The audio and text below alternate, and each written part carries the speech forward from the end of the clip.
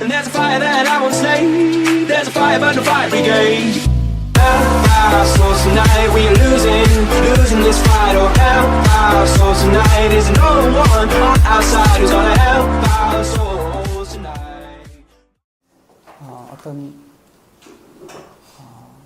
아마도 여러분들 그냥 편한 마음으로 들으시면 될 것 같습니다.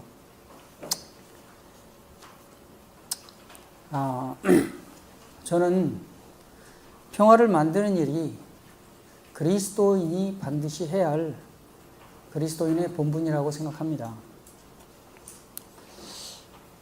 성경의 핵심적인 가르침이 평화를 만드는 일이라고 저는 믿고 있고, 첫째는 하나님과 사람 사이에, 그리고 사람들과 사람 사이에, 그리고 사람을 둘러싸고 있는 모든 생명들과 평화로운 관계를 만들도록 그렇게 하나님이 우리에게 요구하고 계신다고 생각합니다.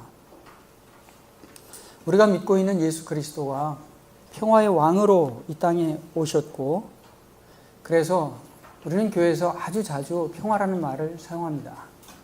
특별히 성탄절을 즈음하면 모든 교회는 평화로 거의 도배가 됩니다.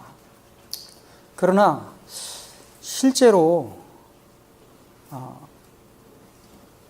대부분 이 평화라는 말은 아무런 의미도 없는 장식용일 경우가 대부분입니다. 갈등과 분쟁이 생기는 마을, 또 도시의 그 중심에는 반드시 교회가 있습니다.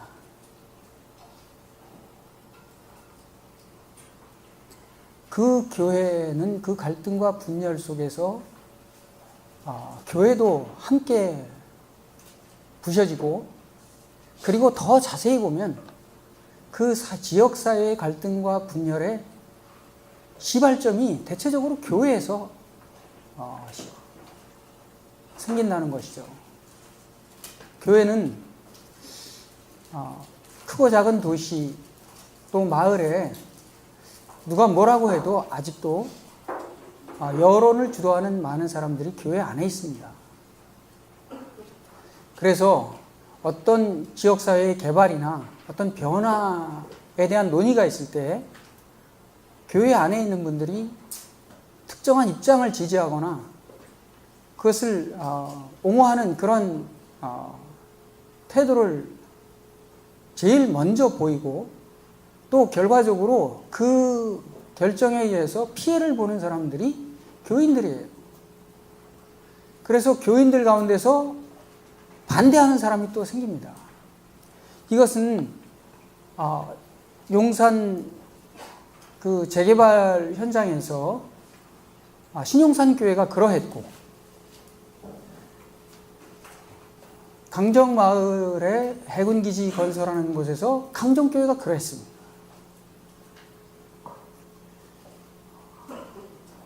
여러분 다 아시는 것처럼 신용산 교회에 재개발 조합장도 신용산 교회에서 나왔고, 그 재개발 반대대책위원회도 신용산 교회에서 나왔어요. 그리고 장로님과 집사님이 서로 싸우는 상황이 됐고, 결과적으로 그 교회의 성도님이 불타 죽는 상황까지 이른 거예요. 그리고 그 집사님의 아이는 4년이 넘는 오랜 세월을 감옥에서 보내는 상황이 되었던 것이죠. 강정마을도 똑같이 해운기지를 찬성하는 사람들이 강정교회에서 나왔고, 그것을 반대하는 반대대책위원도 강정교회에서 나왔습니다. 교회는 갈라져서 지금 두 개의 교회가 되어버렸고, 한때는 지역사회에서 존중받고 사람들이 칭송하던 교회였지만, 지금 해군기지 건설에 대한 대응을 적절하게 하지 못했기 때문에 마을 주민들은 아주 혐오하는 공간이 되어버렸습니다.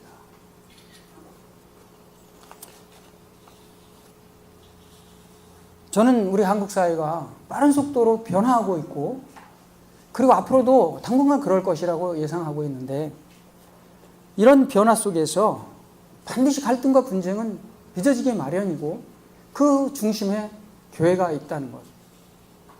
그리고 문제는 교회의 목사님들이 본인이 이 지역사회나 이 갈등, 이 교회 내에서 벌어지고 있는 이 갈등과 분열을 책임져야 한다는, 그것을 해결해야 된다는 그런 책임의식이 너무 희박해요. 교인들에게 갈등과 분열, 그 분쟁을 해결하는 길을 가르치려는 노력도 너무 부족할 뿐만 아니라 본인 자신이 몰라요.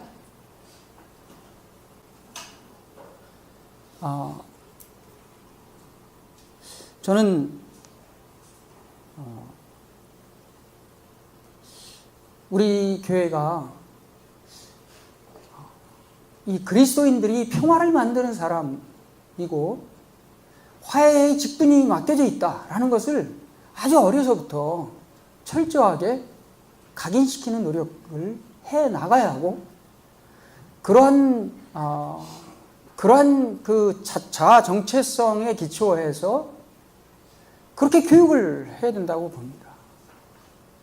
이게 교회에 맡겨져 있는 중요한 과제라고 생각하고 있습니다. 제가 여의도고등학교 제 1기예요. 제 첫 번째 졸업생인데, 제가 고등학교 다니던 시절을 생각해 보면 저는 그 당시에 합동축교회를 다니고 있었어요.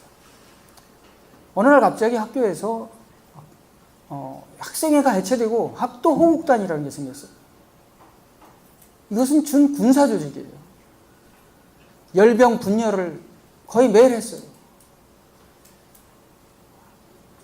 이 공 던지기 대신 수류탄 던지기를 했고, 그리고 체력 단련을 위해서 그 총검수를 가지고 사람을 목을 겨냥해서 찌르는 그런 교육을 받았어요. 저뿐만 아니라 저하고 똑같은 동시대에 학교를 다녔던 제 아내도 정신여고를 다니는 그 여고생 시절에 수류탄 던지기를 했다는 거예요. 저는 너무 기가 막힌 이야기라고 생각하는데, 당시 교회는 너무나 바빴어요. 얼마나 예배가 많은지. 그렇게 교회는 끊임없이 무엇인가를 가르쳤지만 저희에게 우리 이 시대가 평화롭지 않다, 우리는 이 시대를 평화로운 시대로 만들어야 돼 라고 가르치는 목사나 교사는 한 사람도 없었어요. 제가 신학교를 다닐 때 제가 그 개척자들이라고 하는 그런 선교단체에서 일을 하고 있는데, 그 개척자들의 독일의 그 청년들이 군복무 대신 와서 그 자원봉사 활동들을 합니다. 그런데 어느 날 그 독일에서 보내는 그 학생들에 대한 그 자원봉사자들에 대한 소개서는요, 정말 책처럼 이렇게 하죠. 두꺼운 많은 추천서들, 많은 그 학생에 대한 그 소개서를 그렇게 보내옵니다. 근데 그걸 이렇게 들춰보다 보니까 이 학생이 보은대학 신학생인데 주일날 교회를 안 간다는 거예요. 그래서 너무 신기해서 그 이유가 뭔가 이렇게 보니까 평일날 신학 공부하느라고 너무 피곤해서 주일날은 예배를 못 드립니다, 이렇게 써놨더라고요. 그래서 저는 어처구니 없어서 독일 이런 나라로구나 그렇게 생각을 웃으면서 제가 그게 바로 너야, 이런 생각이 들었어요. 왜냐하면 제가 학부 4학년 때 저희 형이 제 형수님하고 연애를 했어요. 그런데 그 형수님이 굉장히 예쁘고 노래도 잘 부르는 팔방 미인이었습니다. 그런데 저는 저희 형이 저하고 대화다운 대화를 한 번도 안 해봤기 때문에 평생 살면서 제가 그 여자친구 형수님이 될 분에게 연애를 하시면서 한 번이라도 대화다운 대화를 해본 적이 있냐? 저는 너무 궁금했어요. 그랬더니 없다는 거예요. 그런데 어떻게 결혼을 하실 생각을 하시냐? 그랬더니, 결혼을 하면 그런 것들을 다 해결해 나갈 수 있을 거라고 생각한다는 거예요. 제가 외람되지만 결혼하는 걸 연기하시고, 대화다운 대화를 한 번이라도 하시고, 그리고 결혼을 하시는 게 제가 볼 때는 그게 너무 중요한 것 같다. 이렇게 말씀을 드렸는데, 결국 제 이야기를 듣지 않으셨어요. 그리고 결혼한 지 얼마 지나지 않아서부터 막 접시가 깨지는 소리가 나고 집에서 고성이 오가고 하더니 결국에는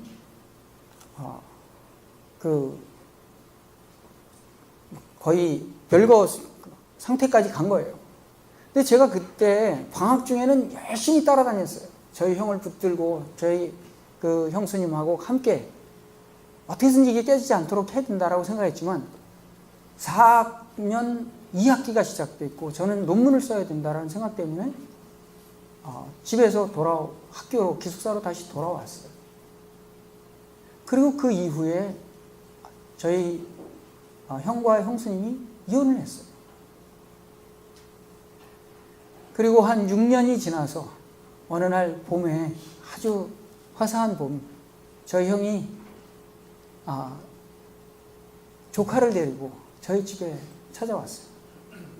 그리고 그 조카를 저희 집에 남겨두고 어디론가 멀리 떠났어요. 저희는 이 조카와 함께 그 이후에 같이 살게 됐어요.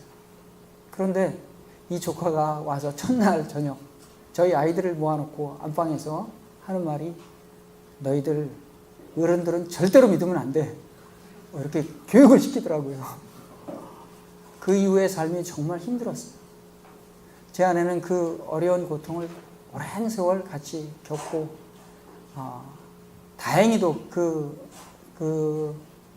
조카는 지금 건전하고 건강한 생활을 하고 있지만 참 힘든 나날을 보냈었습니다.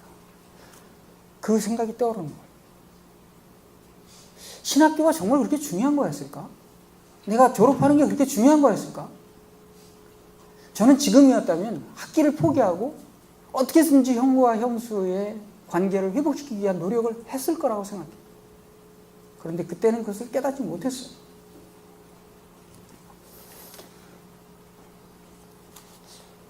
저는 고린도 후서 5장 17절, 18절 이후에 나오는 말씀을 너무나 좋아합니다. 그런즉 누구든지 그리스도 안에 있으면 새로운 피조물이라. 이전 것은 지나갔으니 보라 새 것이 되었더라. 저는 이 말씀 너무 저의 마음속에 와닿는, 제가 그리스도인이 되고 이 말씀은 저에게 너무나 아주 저를 새롭게 하고 저를 언제나 나는 정말 새로운 사람이 되었구나라는 어떤 그런 기쁨을 주는 말씀이었는데, 그 18절에 나오는 하나님은 그리스도를 통해서 우리를 자신과 화해하게 하시고 우리에게 화해케 하는 직분을 주셨다라는 말씀이, 이게 내게 하신 말씀이고 내가 순명해야 할 말씀이로구나 라는 그런 자각을 할 때까지는 20년이라는 세월이 흘렀어요. 그 한 절 사이에서 제가 이런 변화를 가져온 계기는 루안다 전쟁의 그 참혹한 상황, 거기에 그 난민들의 비참한 생활, 그리고 독일에서 만났던 메노나이트들 그 공동체의 그 평화를 너무나 소중하게 생각하는 다른 그리스도인들, 그분들이 저에게 내가 평화를 위해서 살아야 되는 그리스도인이로구나 하는 어떤 자각을 하는데 소중한 영향을 미치는 분들입니다. 많은 그리스도인들은 평화를 만드는 일이 교회가 할 일이 아니고 그것은 정부나 UN 같은 그런 국제기구가 하는 일이 아니야, 이렇게 생각하는 사람도 있습니다.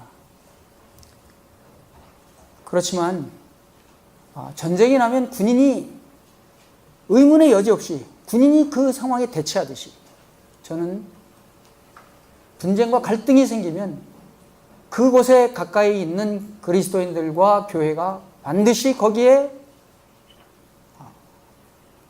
무조건적으로, 반사적으로 참여할 수 있는 그런 준비들을, 그런 교육과 그런 정신의 자세들을 갖고 있어야 한다고 생각합니다.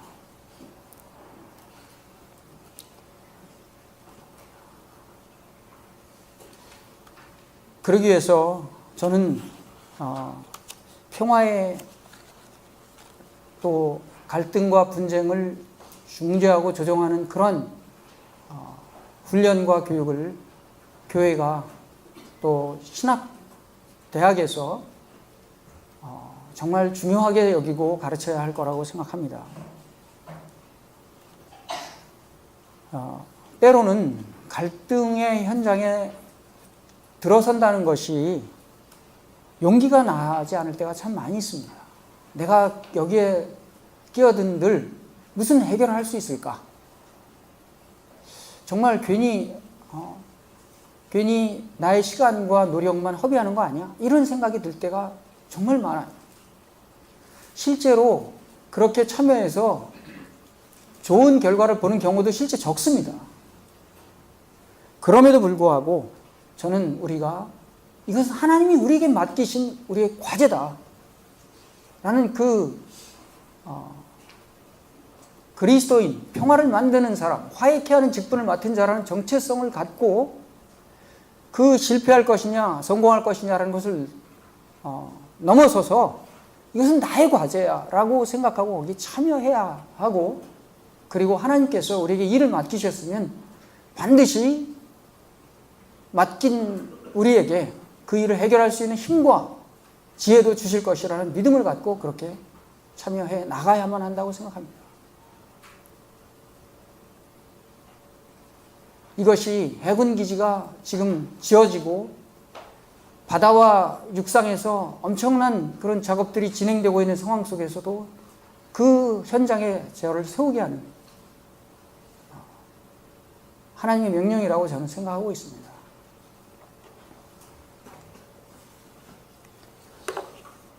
성경은 초기 그리스도인들이 무소유의 공동체를 이루어 살았다고 그렇게 가르치고 있습니다. 저는 공동체적인 삶의 전통이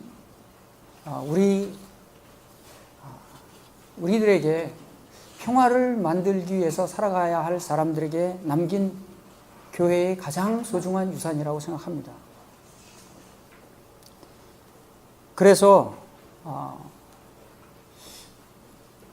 저도 이 평화 운동, 평화를 위해서 일을 하기 위해서는 그것을 위한 내가 발을 디딜 곳이 필요하다고 생각했는데, 처음에 독일에서 돌아오기 전에 월드 비전에서 그 해외 사업부에서 먼저 요청을 하더라고요.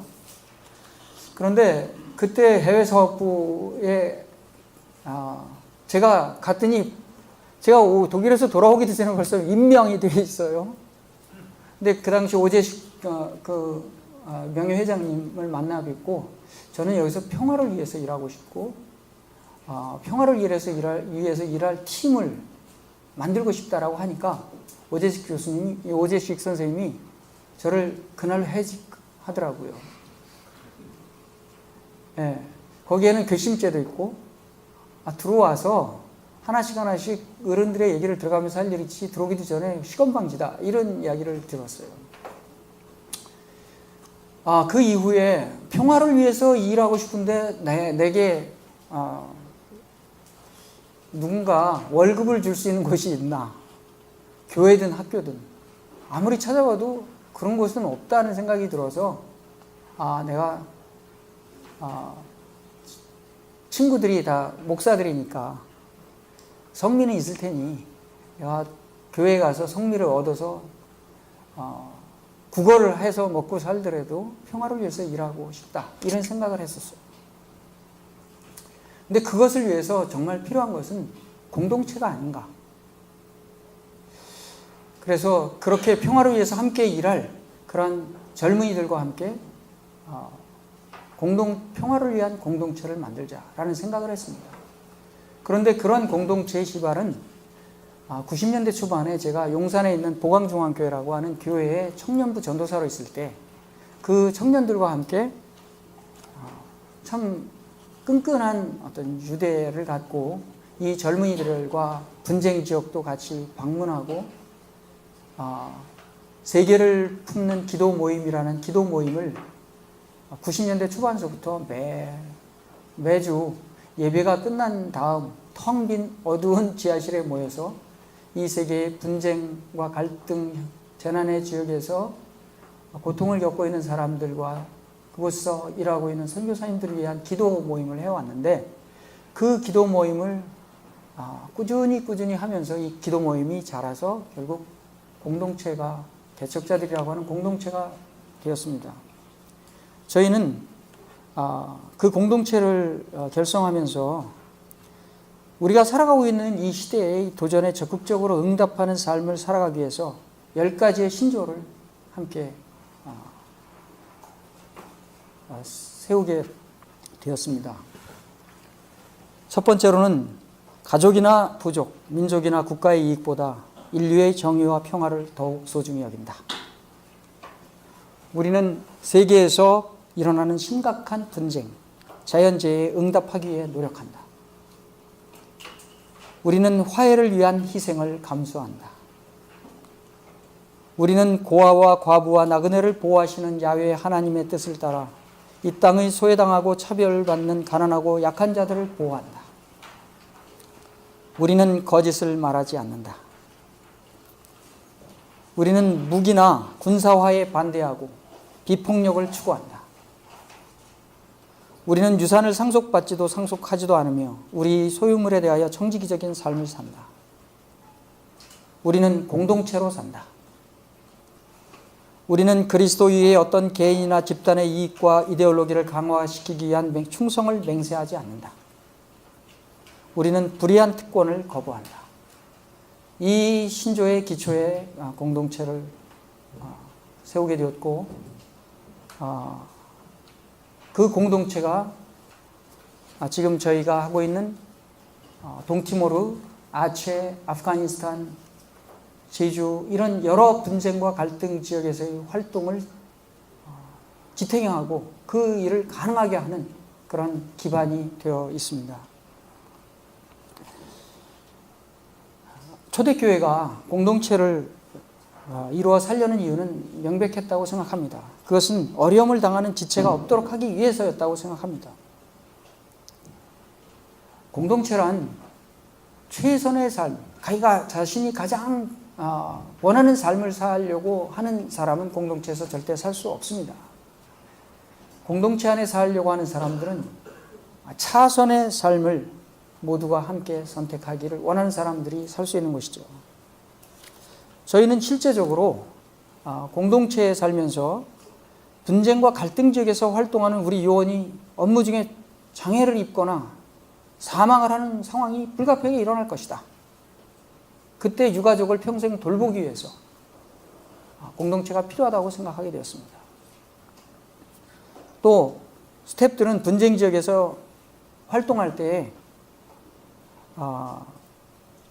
이 사역에 대한 사명감과 현장감을 잃지 않을 수가 있어요. 그래서 저희는 공동체 안에 양평에 지금 공동체가 있지만 현장, 아체나 제주나 이런 현장에 의무적으로 돌면서 순환 근무를 해야 합니다. 그리고 그럴 경우에 남아있는 아내나 남편을 돌보기 위해서도 공동체가 필요하다. 이렇게 생각하게 되었습니다. 또 평화 활동을 하기 위해서 더 검소하고 단순한 삶. 저희는 현장에 있는 현장 주민들하고 동일한 삶의 조건 속에서 의식주를 그들과 동일하게 한다. 그래야만 마음을 얻을 수 있다는 것을 알게 됐고, 그것이 유엔이나 선교단체들이나 국제 NGO가 지금 현장에서 놓치고 있는 부분이라는 것도 알고 있어요. 그래서 가난하게 사는 삶이 피해야 할 과제가 아니라 우리가 체득해야 할 우리의 과제라는 것을 알고 있습니다.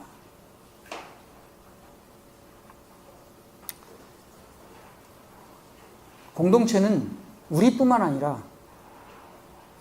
가난한 사람들이나 약자들이 함께 거할 수 있는, 깃들 수 있는 공간이 될 수 있기 때문에 공동체가 필요하다고 생각합니다. 함께 사는 삶은 정말 힘들고 어려워요. 어떤 때는 정말 이거 못 살겠다 이런 생각이 들 때 한두 번이 아닙니다. 그러나 그 안에서 우리 인격과 성품이 단련되고 더 다른 사람들과 함께 살아갈 수 있는 훈련이 되는 거죠. 그것이 평화를 연습하는 것이고 평화를 배워가는 과정인 것이죠. 공동체 안에 있을 때 더 힘들기도 하지만 또 한편으로는 서로 소통이 더 긴밀하고 한 몸같이 되는 것도 역시 공동체에서 얻는 유익이기도 합니다. 그리고 무엇보다도 공동체에 있을 때 더 많이 기도할 수 있고 더 많이 묵상할 수 있고 더 깊이 대화할 수 있다는 것도 공동체가 주는 소중한 선물입니다. 저희는 양평에 저희 센터 공동체를 이루어 그곳에서 평화 활동을 위한 뒷바라지를 하고 있습니다.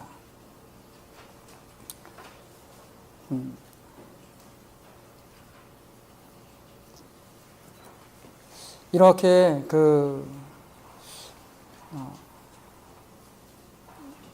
우리가 공동체 안에서 겪는 어려움, 또 고통, 그리고 그것에서 경험하는 진실함과 감동들이 있어요. 저는 우리가 타인과 더불어 겪는 이런 힘겨운 단련과 인내, 그리고 과분한 배려와 축복들, 그 속에서 평화로운 인간이 되어가고 평화를 위해서 일할 사람들이 이 공동체 안에서 더 깊이 깨닫고 많은 것을 배울 수 있기 때문에 공동체는 평화 운동을 위해서 필요하고 기독교는 우리에게 무소유의 공동체를 역사 속에서 이미 이루어져 있었고 그것을 가르쳐주고 있어요. 요즘 그 강정에선 이 정부에 반대하는 활동을 한 사람들을 업무를 방해한 것으로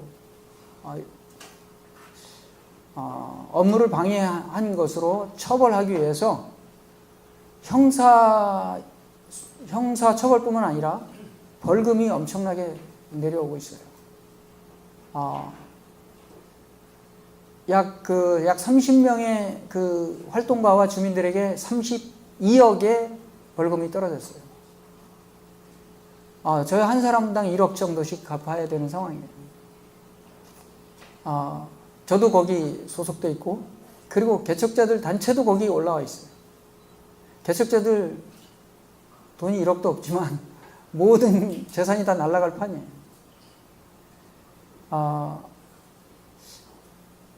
그런데 공동체는 그러한 것을 피할 수 있는 길이 있어요.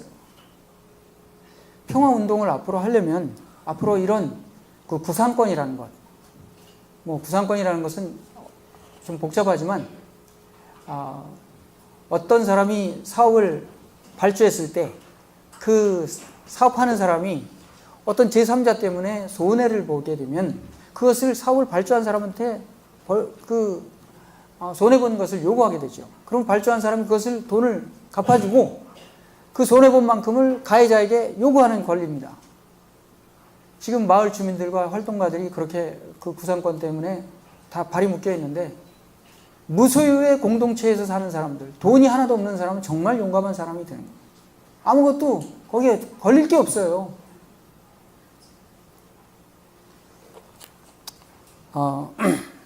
이런 상황을 볼 때도 저는 무소유의 공동체가 대안이다라는 생각을 하게 됩니다.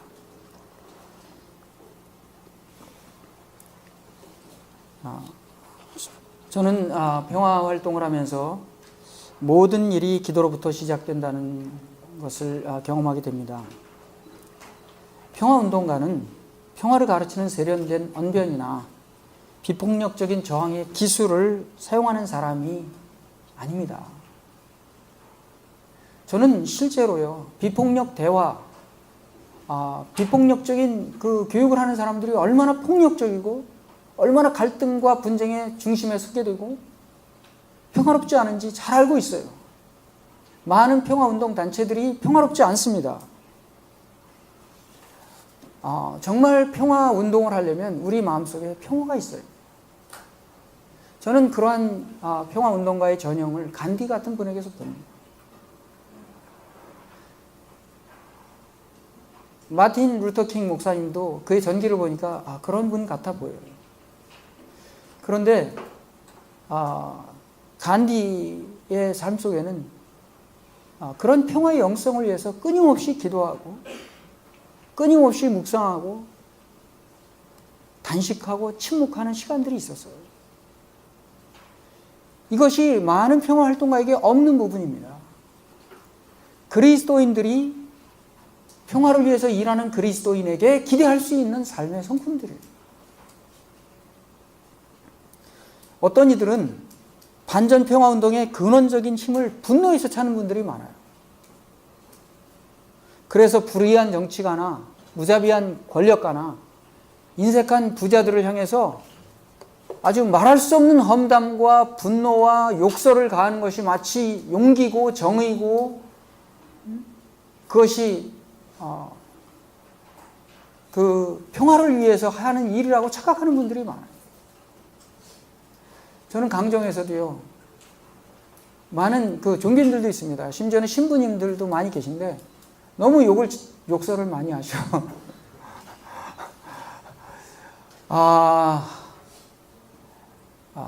심지어 신앙인들 가운데서도요, 이 증오의 힘으로 투쟁하는 분들이 많이 계셔요. 그런데 그것은 두 가지 나쁜 점이 있어요. 하나는 일단 자기 자신이 소진돼 버려요. 화를 내고 막 상대방에 대한 증오를 표출하면 자기가 에너지가 방출돼 버려요. 방전돼 버려요. 그리고 상대방, 우리가 적대하고 있는 그 사람이 우리에 대해서 미워하게 돼요. 그러면 결코 이 싸움을 승리로 끌고 갈 수 없습니다.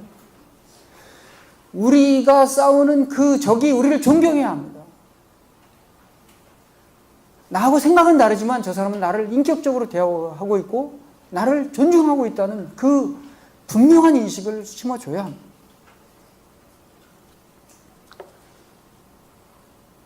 원수를 사랑하고 너를 박해하는 자로 위해서 기도하라. 이 예수님의 가르침이요, 평화운동가들이 가슴에 새겨야 할 말이에요. 저는 그 간디가 적을 가족처럼 사랑하지 않으면 절대 이길 수 없다. 그렇게 가르친 그 가르침이 너무나 소중한 이 예수 그리스도의 가르침의 간디 버전이라고 생각해요.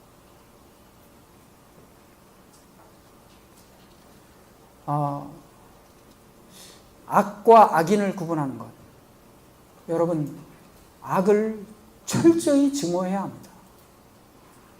악과 악을 만드는 그 구조와 악을 계속적으로 생산하는 악의 영에 대한 철저한 증오가 없으면 선을 행하는 것은 불가능합니다. 우리는 너무 흐리멍텅해요. 그냥 너무 대충 타협하고 포기하고 협상해버립니다. 그러나 끝까지 악에 대해서, 불의에 대해서 포기하지 않고 끝까지 싸우는 그 증오가 우리에게 필요하지만 그것을 악인과 함께 결합시켜서는 안 됩니다. 악인은, 나와 싸우고 있는 그 사람은 그 악의 공통의 희생자예요. 그에 대한 연민을 갖고 존중하고 예의를 갖추고 그런 태도를 보일 수 있는 사람은 저는 현장에서 시민 활동가들에게서 기대할 수 없는 부분입니다. 그리스도인들이 예수 그리스도의 말씀, 특별히 산상수훈의 말씀을 그런 현장에서 끝까지 되뇌이면서 마음에 다시금 새기면서 해야 할 그러한 과제들이고, 저는 이것에 그리스도인들이 그것을 위해서 초대를 받고 있다는 것을 말씀드리고 싶습니다.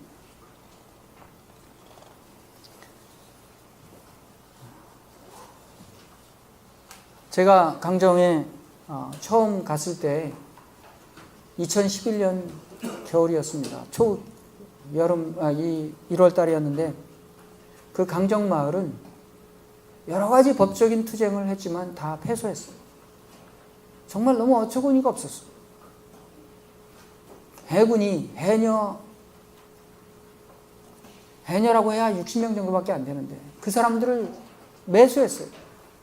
정말 어떻게 정부가 그렇게 치졸한 짓을 하는지.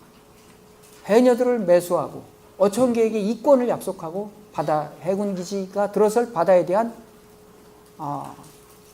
대해서 문제 삼지 않을 것을 요구했어요. 그리고 이 사람들을 동원해서 마을 회의를 졸속으로 통과시킵니다. 80명을 동원해서 2,000명의 마을의 주민들은 무슨 일이 벌어지는지도 모르는데 마을에 해군기지가 유치가 되고, TV를 통해서 마을 주민들은 우리 마을이 해군기지를 유치하기로 했다는 것을 듣게 돼요. 그 이후에 마을 주민 720명이 모여서 투표를 했고 685명이 해군기지를 반대했지만 그것은 무시됐습니다. 해군기지를 지으면서 환경영향 평가를 안 했어요. 엄청난 넓은 절대보전지역, 천연기념물 보호구역을 시멘 콘크리트로 매장하면서 환경영향 평가를 하지 않고 시작했어요. 그렇지만 재판 과정 속에서 졸속으로 처리하고 수많은 생물종들이 다 거기에서 거론도 안 되는 그런 환경영향 평가를 하고도 그것이 법원에서 승소를 한 거예요. 많은 변호사들이 반드시 이길 거라고 했던 그런 재판에서 다 줄줄이 패소를 하면서 마을 주민들은 우리가 삼성과 대림 같은 이 재벌들, 정부, 경찰, 국방부, 국정원 직원들까지 나와 있어요. 우리가 이 싸움은 도저히 이길 수 있는 싸움이 아니로구나. 그리고 그 마을은 침묵하기 시작했습니다. 해군은 이 침묵은 드디어 평화가 왔다. 그렇게 해군 대령이 저에게 그렇게 얘기했어요. 당신들 오기 전에 이 마을이 평화로 왔어. 평화가 왔는데 왜 당신들 와서 이렇게 마을이 다시 소란스러워졌냐? 이렇게 얘기하는 거 보니까 그 침묵과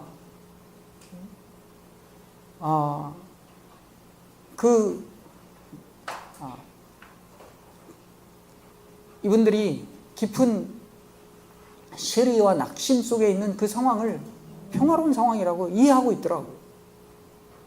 저는 거기 갔을 때 아무것도 할 수 있는 게 없었어요. 누구도 해군하고 맞서 싸울 의지도 없었고,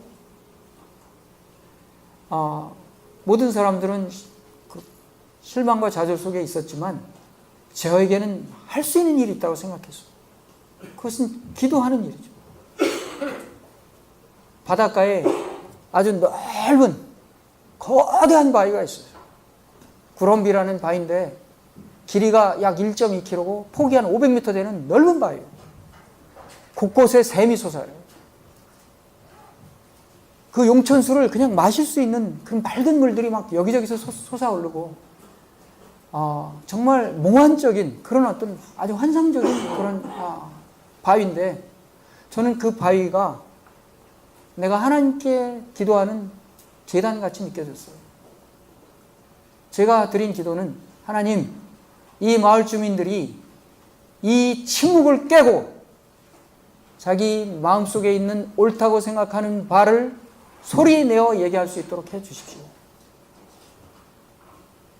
그리고 이 산산이 깨어진 이 공동체를 하나님 화해할 수 있도록, 찬성이든 반대든 함께 만나서 서로 얘기하면서 화해할 수 있도록 공동체를 회복시켜 주십시오. 이 두 가지가 저의 기도 제목이었습니다. 저는 그 기도가 응답되었다고 생각합니다. 마을 주민들은 포기하지 않고 다시 일어섰고, 그리고 매일같이 가톨릭 미사와 개신교 예배가 강정에서 매일 진행되고 있고, 그리고 지금도 포기하지 않고 평화를 위한 투쟁들을 해오고 있습니다. 인간이 절망하는 곳에서 하나님의 희망은 시작된다는 말씀을 강정에서처럼 실감나게 느끼는 경험은 없었어요.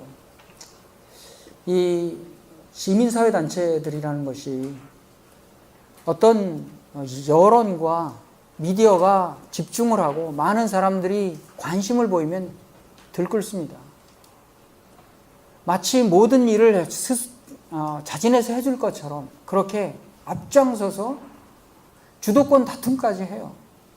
그런데 이 형세가 불리해지고 이 운동이 실패할 것이다. 결국에는 우리가 주장하는 우리가 요구하는 것이 관철될 수 없는 그런 소위 폐색이 짙어지는 상황이 되면 시민사회 단체들은 철새처럼 떠나기 시작합니다.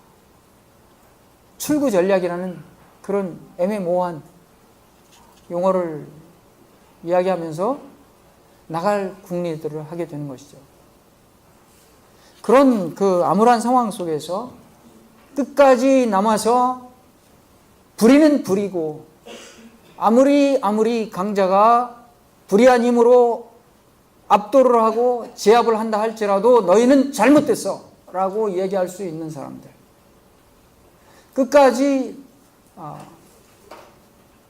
악을 악이라고 하고 불의를 불의라고 하고, 그리고 마침내 정의와 평화가 승리할 것이다 라는 그 신념을 갖고 그 자리를 지킬 수 있는 사람들, 그 사람들이 그리스도인입니다. 불교인들은요, 적과 악은이 없어요. 운동하는 것에 불교를 믿는 분들의 역할은 아주 제한되어 있습니다. 물론 도와줘요. 분위기도 만들어줍니다. 그러나 어떤 입장을 취하지 못해요. 그에 비해서 그리스도인들은 그런 상황 속에서 특정한 입장을 견지하지만 지금 눈에 보이는 어떤 패배를 넘어서서 최후의 승리에 대한 예수 그리스도의 하나님의 나라의 그 정의와 평화가 실현될 것이라는 그 희망을 우리 현실 속에서 사람들에게 전파할 수 있는 통로예요.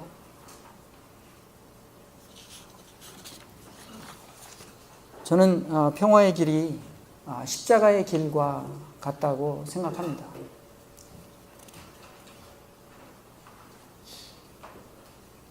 어떤 사람들은 평화운동의 기독교는 사실 특별히 기독교라는 이름을 붙일 필요가 없어, 이렇게 얘기하는 분들 계십니다. 굳이 기독교인들이 평화운동의 한 영역 속에서 자신의 특별한 입장, 특별한 원칙을 얘기할 수 있는 게 있어? 라고 이렇게 질문한다면 저는 있다라고 얘기할 수 있습니다. 저는 예수 그리스도께서 십자가를 지시고 하나님과 우리 사이에 원수된 관계를 화해케 하신 것처럼, 본인이 죄인이 아니지만 죄인인 것처럼 그 중간에서 그 죄를 걸머지고 그 희생을 감수하고 그 다리를 놓는 것처럼 그리스도인들이 그 십자가의 길을 걷는 것을 통해서 평화를 이뤄갈 수 있다는 것이죠. 이 길이 저는 기독교가 이 갈등과 분쟁 현장에서 보여줄 수 있는 매우 독특하고 매우 힘있는 평화를 만드는 길이라는 사실을 알게 되었어요. 유엔도, 정부기관도, 어떤 국제기관들도 그러한 방식으로 자신을 희생하는 방식으로 평화를 만드는 것에 대해서 동의하는 그룹 없습니다.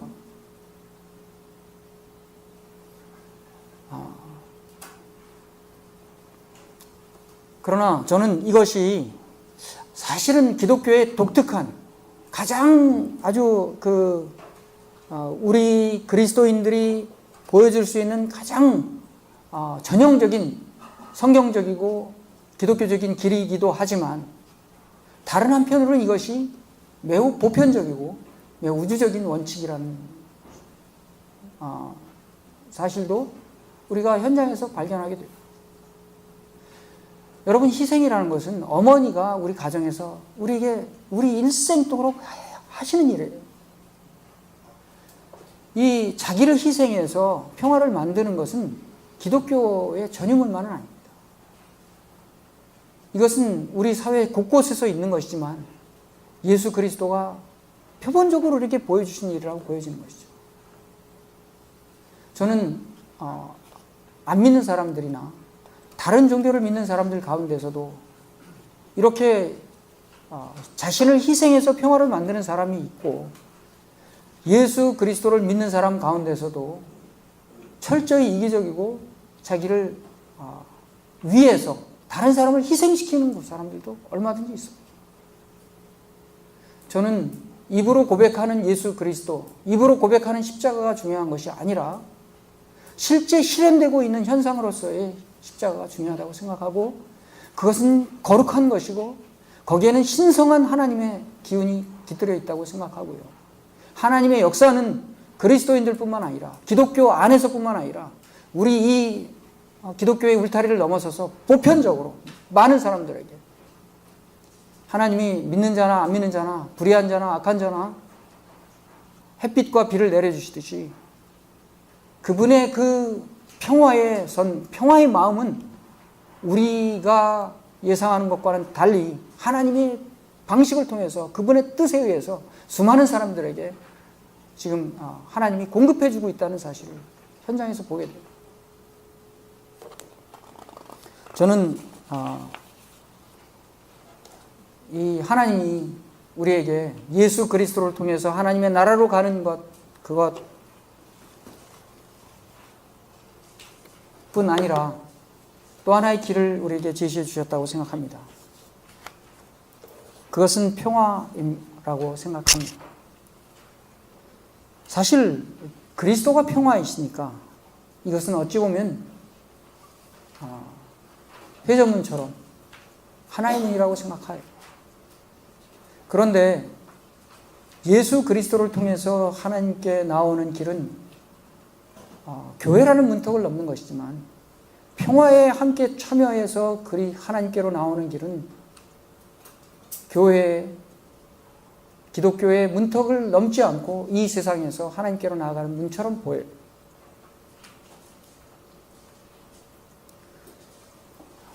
저는 이 평화를 통해서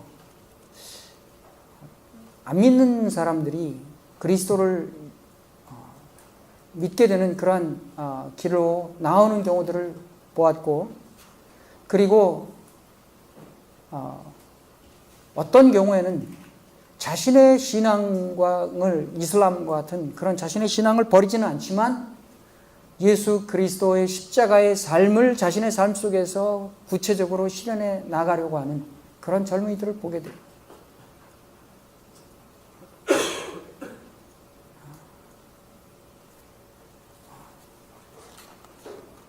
예, 시간 없어서 제가 마지막 말씀 드리고 마치도록 하겠습니다.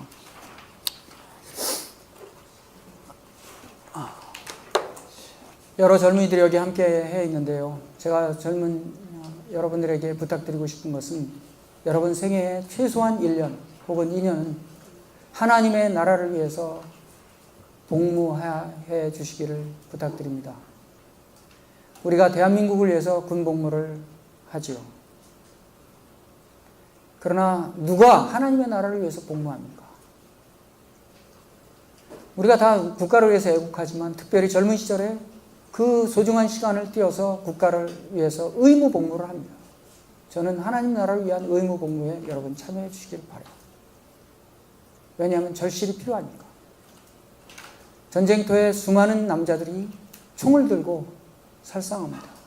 건장한 젊은이들이 구더기에 밥이 돼서 쓰러져 있는 것들을 여러분 너무 많이 보셨을 거예요. 그 전쟁터에 더 큰 희생자는 여성들, 노약자들, 어린이들이에요. 여러분, 젊은 후배 여러분, 평화를 위해서 여러분 생애의 소중한 1, 2년을 꼭 봉사해 주기를 바라요. 전쟁터에 수많은 사람들이 살상을 위해서 밤낮을 가리지 않고 활동하고 있지만 평화를 위해서 일하는 사람은 거의 없습니다. 평화는 전쟁을 반대하고 그것에 비폭력적으로 저항하는 그러한 비폭력 저항이 중요한 부분이라고 생각합니다. 특별히 여성들이, 남성들이 만들어 놓은 이 갈등과 분쟁, 전쟁의 세상을 막을 수 있는 힘이 있고 여러분 안에 생명에 대한 더 끈질기고 더 강인한 그런 열망과 힘이 여성들에게 있습니다. 저는 온 세계가 이렇게 불화하고 갈등과 전쟁으로 치닫고 있는 이 상황에 대한 책임이 누구에게 있을까? 저는 그리스도인에게 있다고 생각합니다. 그리스도인들이 평화를 만들라는 하나님의 그 직무를 유기하기 때문에 지금 이 세상이 이렇게 갈등과 분쟁, 전쟁으로 수많은 희생자들이 나오고 있다. 그렇게 생각하고요. 더 많은 사람들이, 더 많은 그리스도인들이 평화를 위해서 일해 주시기를 부탁드립니다. 감사합니다.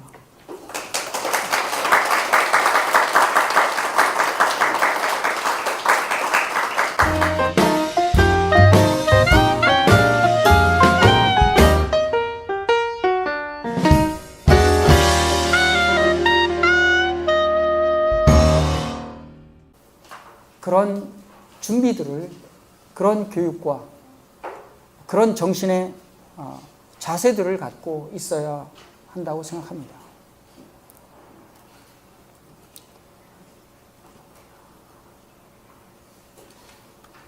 그러기 위해서 저는 평화의 또 갈등과 분쟁을 중재하고 조정하는 그런 훈련과 교육을 교회가 또 신학 대학에서 정말 중요하게 여기고 가르쳐야 할 거라고 생각합니다.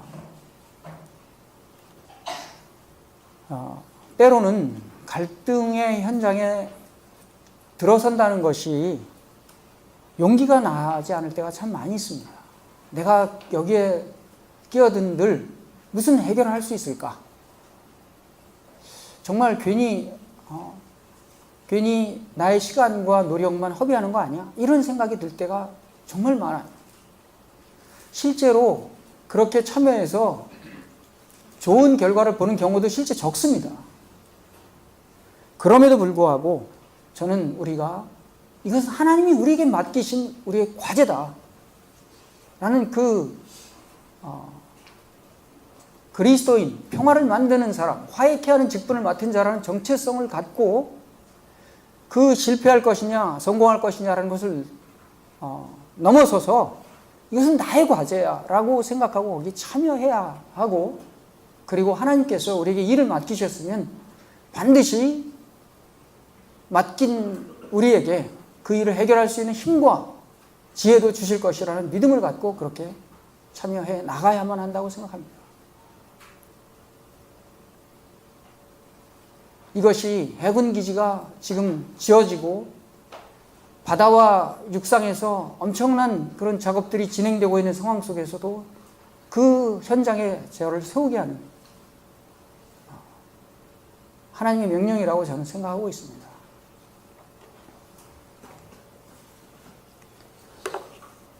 성경은 초기 그리스도인들이 무소유의 공동체를 이루어 살았다고 그렇게 가르치고 있습니다. 저는 공동체적인 삶의 전통이 우리들에게 평화를 만들기 위해서 살아가야 할 사람들에게 남긴 교회의 가장 소중한 유산이라고 생각합니다. 그래서 저도 이 평화 운동, 평화를 위해서 일을 하기 위해서는 그것을 위한 내가 발을 디딜 곳이 필요하다고 생각했는데, 처음에 독일에서 돌아오기 전에 월드 비전에서 그 해외 사업부에서 먼저 요청을 하더라고요. 그런데 그때 해외 사업부에 제가 갔더니 제가 독일에서 돌아오기도 전에 벌써 임명이 되어 있어요. 근데 그 당시 오재식 명예회장님을 만나 뵙고, 저는 여기서 평화를 위해서 일하고 싶고 평화를 위해서 일할 팀을 만들고 싶다라고 하니까 오재식 선생님이 저를 그날 해직하더라고요. 네. And there's a fire that I won't slay. There's a fire burn the fire brigade.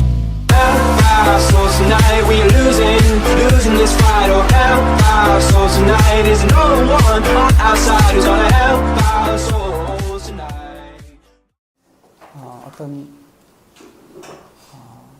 아마도 여러분들 그냥 편한 마음으로 들으시면 될 것 같습니다.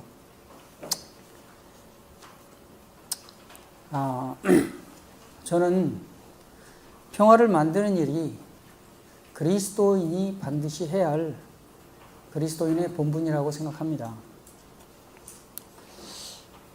성경의 핵심적인 가르침이 평화를 만드는 일이라고 저는 믿고 있고, 첫째는 하나님과 사람 사이에, 그리고 사람들과 사람 사이에, 그리고 사람을 둘러싸고 있는 모든 생명들과 평화로운 관계를 만들도록 그렇게 하나님이 우리에게 요구하고 계신다고 생각합니다. 우리가 믿고 있는 예수 그리스도가 평화의 왕으로 이 땅에 오셨고, 그래서 우리는 교회에서 아주 자주 평화라는 말을 사용합니다. 특별히 성탄절을 즈음하면 모든 교회는 평화로 거의 도배가 됩니다. 그러나 실제로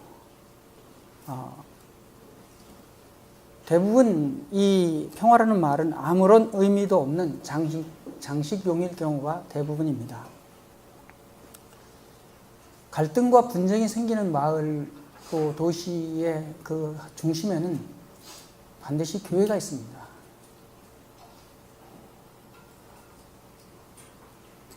그 교회는 그 갈등과 분열 속에서 교회도 함께 부셔지고, 그리고 더 자세히 보면 그 지역사회의 갈등과 분열의 시발점이 대체적으로 교회에서 생긴다는 것이죠. 교회는 크고 작은 도시 또 마을에 누가 뭐라고 해도 아직도 여론을 주도하는 많은 사람들이 교회 안에 있습니다. 그래서 어떤 지역사회의 개발이나 어떤 변화에 대한 논의가 있을 때 교회 안에 있는 분들이 특정한 입장을 지지하거나 그것을 옹호하는 그런 태도를 제일 먼저 보이고, 또 결과적으로 그 결정에 의해서 피해를 보는 사람들이 교인들이에요. 그래서 교인들 가운데서 반대하는 사람이 또 생깁니다. 이것은 용산 그 재개발 현장에서 신용산 교회가 그러했고, 강정마을에 해군기지 건설하는 곳에서 강정교회가 그랬습니다.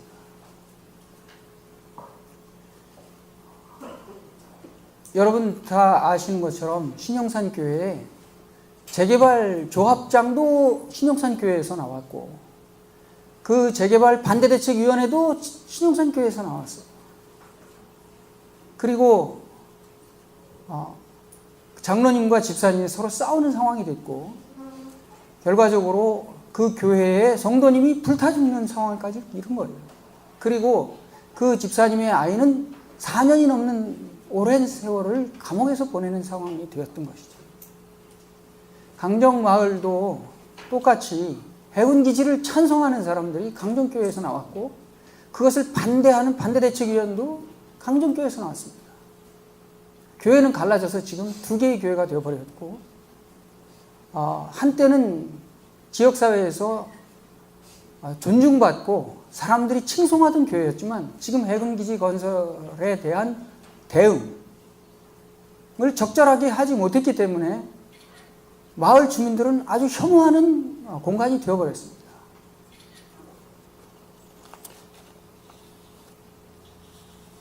저는 우리 한국 사회가 빠른 속도로 변화하고 있고, 그리고 앞으로도 당분간 그럴 것이라고 예상하고 있는데, 이런 변화 속에서 반드시 갈등과 분쟁은 빚어지기 마련이고, 그 중심에 교회가 있다는 것. 그리고 문제는 교회의 목사님들이 본인이 이 지역사회나 이 갈등, 이 교회 내에서 벌어지고 있는 이 갈등과 분열을 책임져야 한다는, 그것을 해결해야 된다는 그런 책임의식이 너무 희박해요. 교인들에게 갈등과 분열, 그 분쟁을 해결하는 길을 가르치려는 노력도 너무 부족할 뿐만 아니라 본인 자신이 몰라요.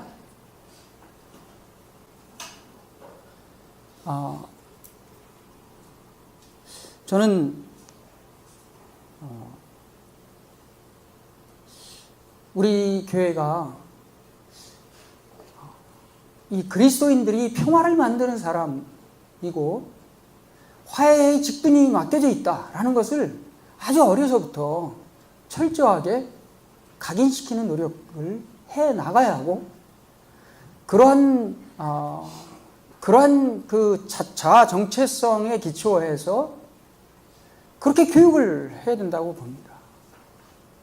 이게 교회에 맡겨져 있는 중요한 과제라고 생각하고 있습니다.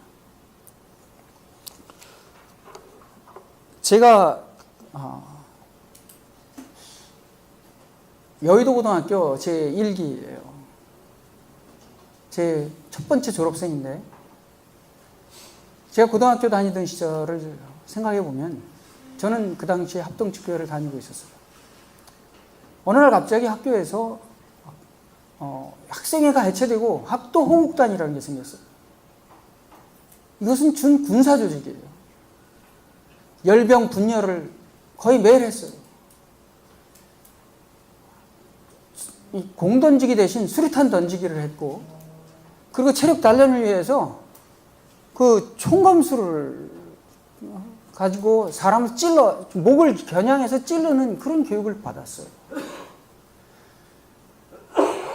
저뿐만 아니라 저하고 똑같은 동시대에 학교를 다녔던 제 아내도 정신여고를 다니는 그 여고생 시절에 수류탄 던지기를 했다는 거예요. 저는 너무 기가 막힌 이야기라고 생각하는데, 당시 교회는 너무나 바빴어요. 얼마나 예배가 많은지. 그렇게 교회는 끊임없이 무엇인가를 가르쳤지만, 저희에게 우리 이 시대가 평화롭지 않다, 우리는 이 시대를 평화로운 시대로 만들어야 돼 라고 가르치는 목사나 교사는 한 사람도 없었어요. 제가 신학교를 다닐 때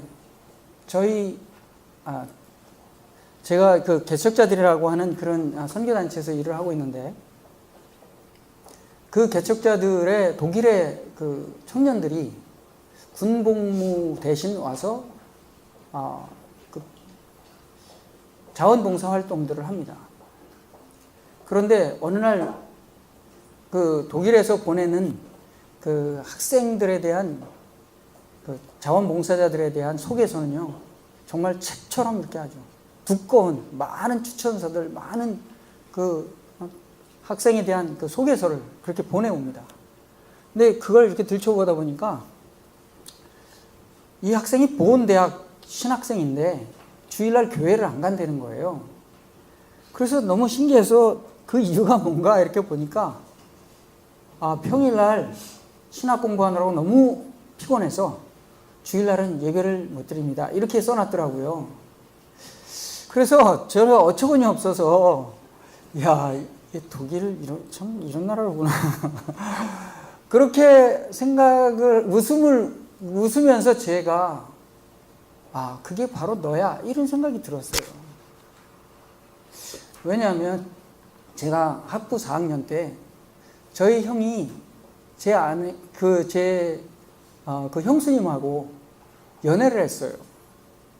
그런데 그 형수님이 굉장히 예쁘고 노래도 잘 부르는 팔방 미인이었습니다.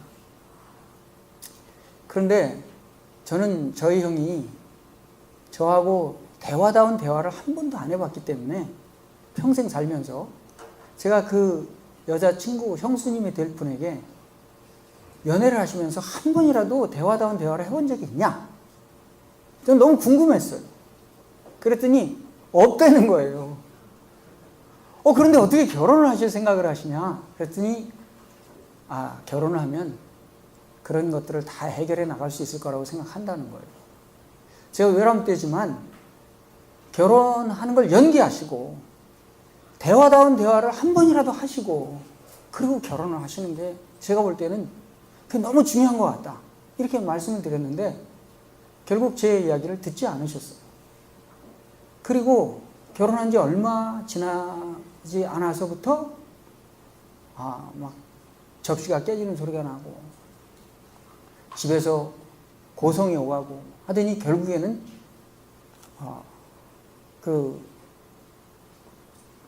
거의 별거 상태까지 간 거예요.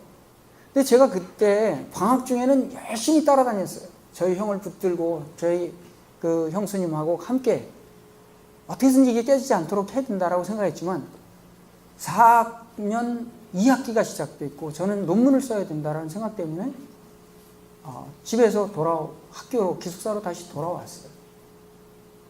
그리고 그 이후에 저희 형과 형수님이 이혼을 했어요. 그리고 한 6년이 지나서 어느 날 봄에, 아주 화사한 봄, 저희 형이 조카를 데리고 저희 집에 찾아왔어요.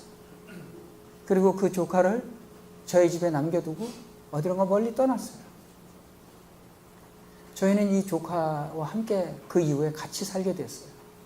그런데 이 조카가 와서 첫날 저녁 저희 아이들을 모아놓고 안방에서 하는 말이, 너희들 어른들은 절대로 믿으면 안 돼, 이렇게 교육을 시키더라고요. 그 이후의 삶이 정말 힘들었어요. 제 아내는 그 어려운 고통을 오랜 세월 같이 겪고 다행히도 조카는 지금 건전하고 건강한 생활을 하고 있지만 참 힘든 나날을 보냈었습니다. 그 생각이 떠오르는 거예요. 신학교가 정말 그렇게 중요한 거였을까? 내가 졸업하는 게 그렇게 중요한 거였을까? 저는 지금이었다면 학기를 포기하고 어떻게든지 형과 형수의 관계를 회복시키기 위한 노력을 했을 거라고 생각해요. 그런데 그때는 그것을 깨닫지 못했어요.